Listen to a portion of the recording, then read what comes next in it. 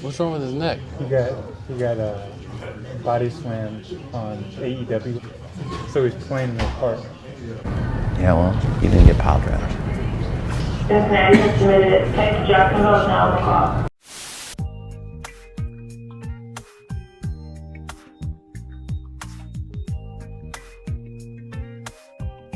Hey, what's up, y'all? My name is Devontae, and I sacrificed my time so you don't have to.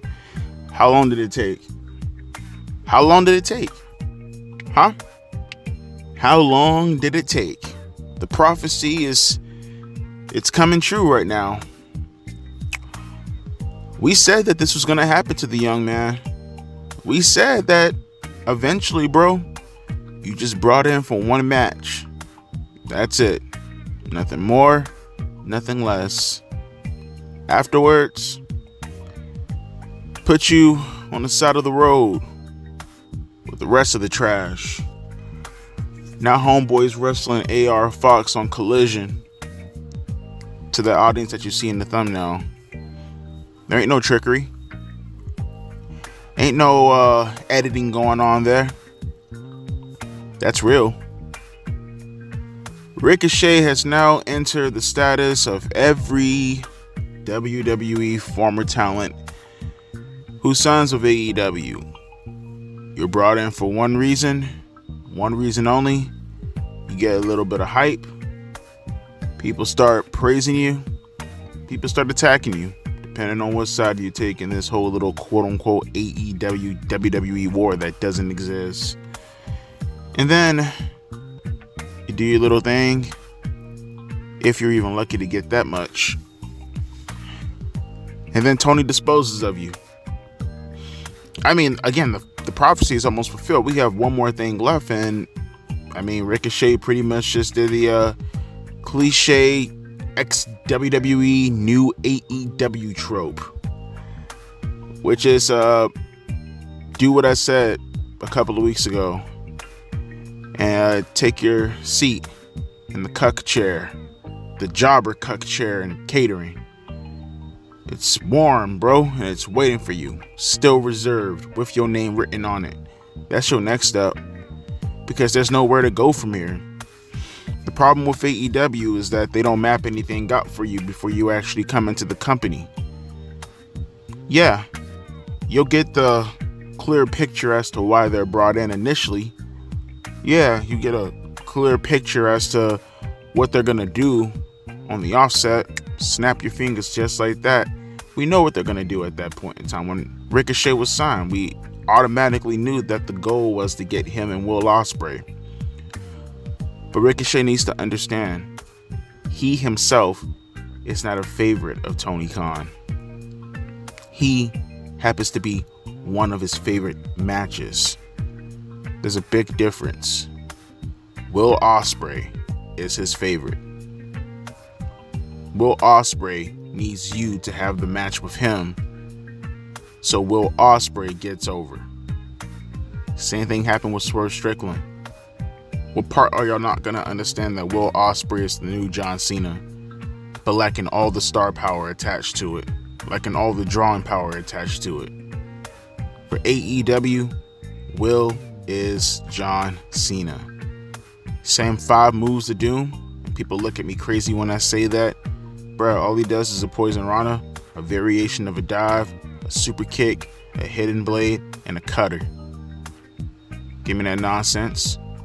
What, because he does it in different variations that automatically disqualifies him from being in the position to actually have something more diverse in his moveset?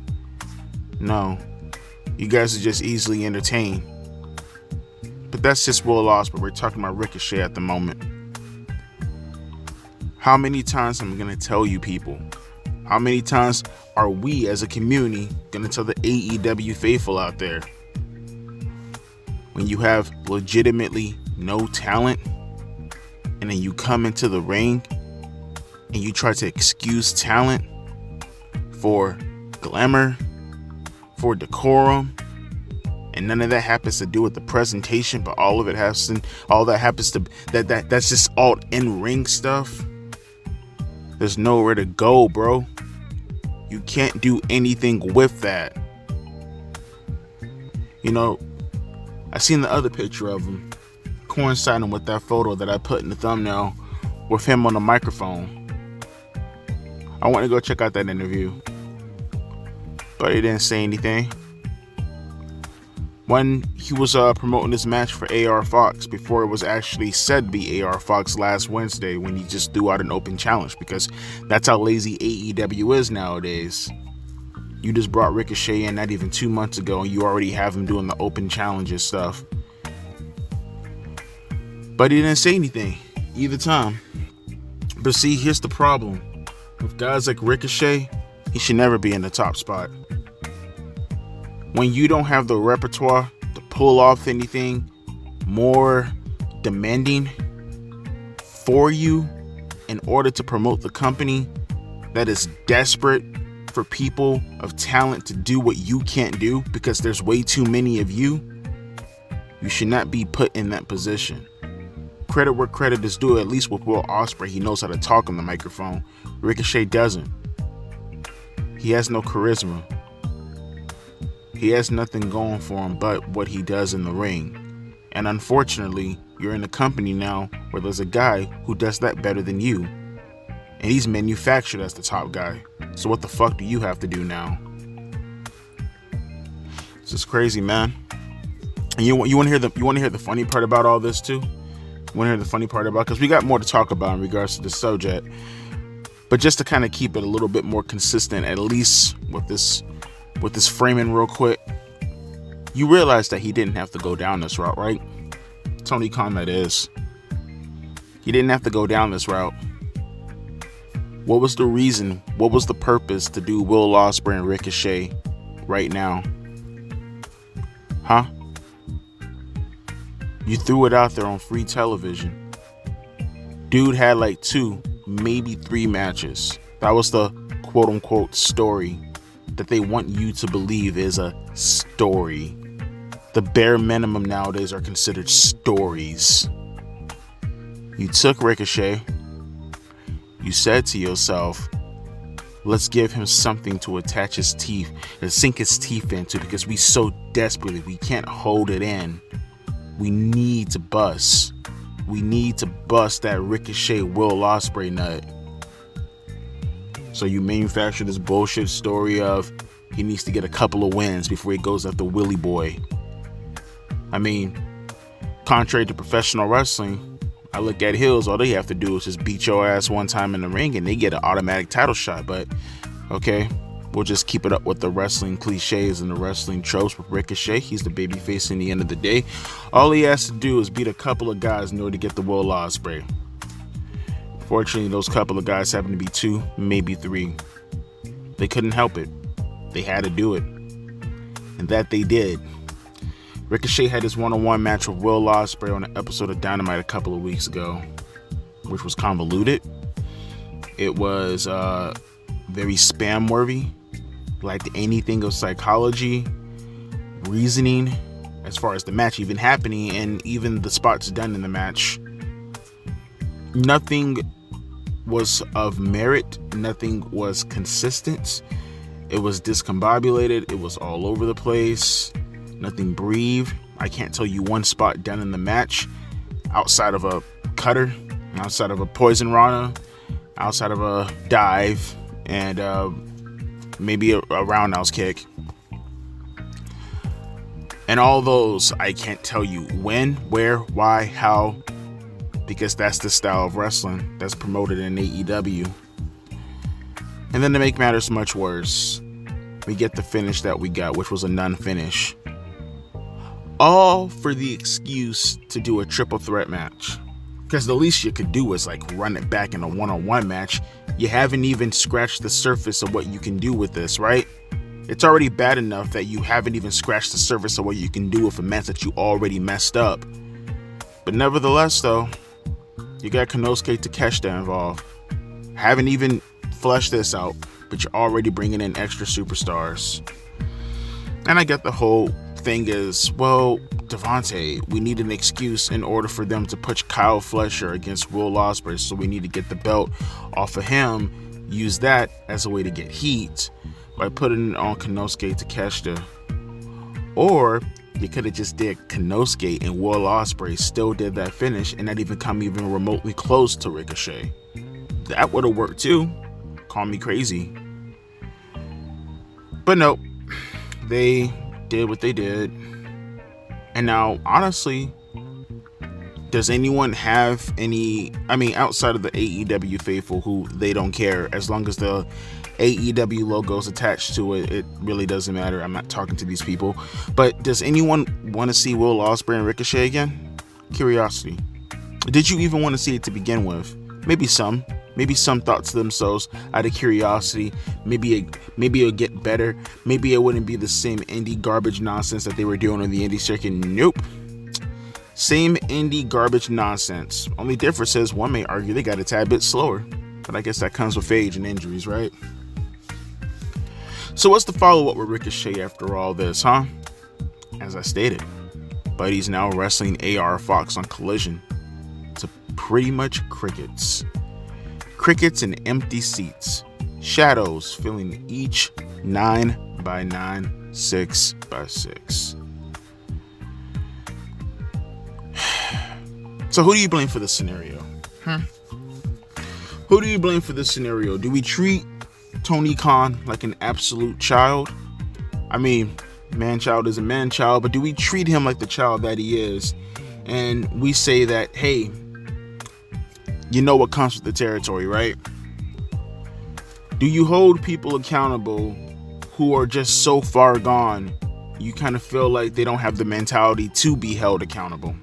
That's how I look at Tony nowadays. And do I turn my attention to Ricochet and say, buddy, you signed with a company, and you have to know that you signed with them knowing good and damn well there's nothing that was really in it for you. Knowing good and damn well that there are not only talent who can do what you do, but at this point in time, they can do it better. Meaning you have nothing going for you outside of the match in itself with Will Ospreay, which was already done now. You could have stayed in WWE. You could have went to NXT.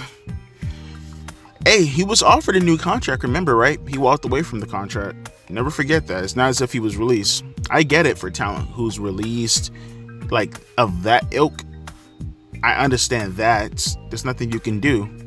You know, like, you just trying to go make a payday. I understand that. I get that from talent. Talent like Shelton Benjamin, for an example. I get it. I understand.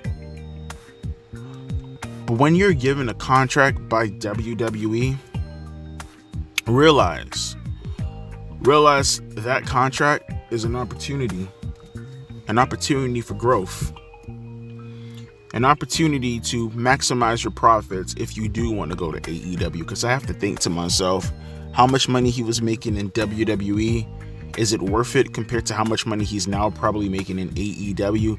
If it's anything lower than 50%, I think it's not worth it, honestly. Now, obviously, I can't speak to the man's bills. I can't speak to, his portfolio. I guess that's his business in the end of the day. But just speaking from an outside looking in viewer, I personally think that I would use everything in my being to stay in WWE, to not only maximize my profits within the company that I know is successful, that doesn't embarrass me by showing me in front of such a low tier audience while being a flagship show, but at the same time, you use that at the very least, if for nothing else, to build your popularity, to put yourself into a position where maybe you can maximize not just your profits, but your popularity, to maybe if you do want to go to AEW, that popularity transcends just you and your character name, and it carries you over the AEW.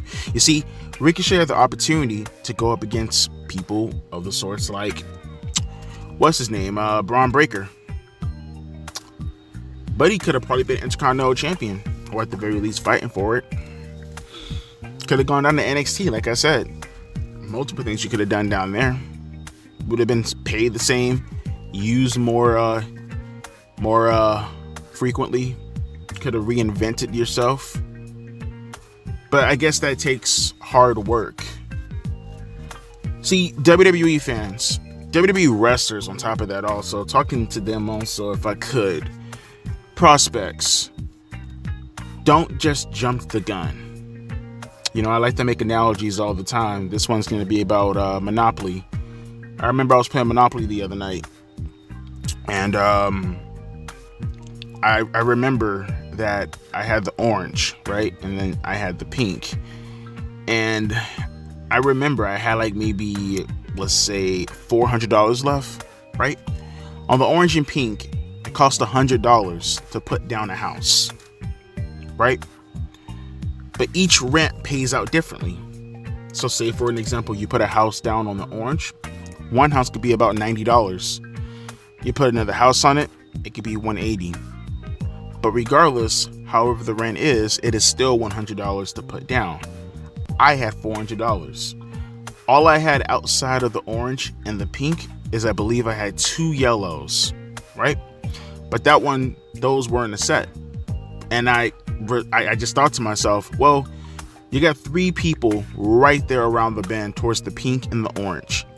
Let's mortgage these 2 yellow places and take that money and put it on the pink and the yellow, because they might land on it multiple times, right? And I might get more money and I can build more houses. When you mortgage the yellow, you get around, say, a little over $100. Meaning, mortgaging 2, I have $600.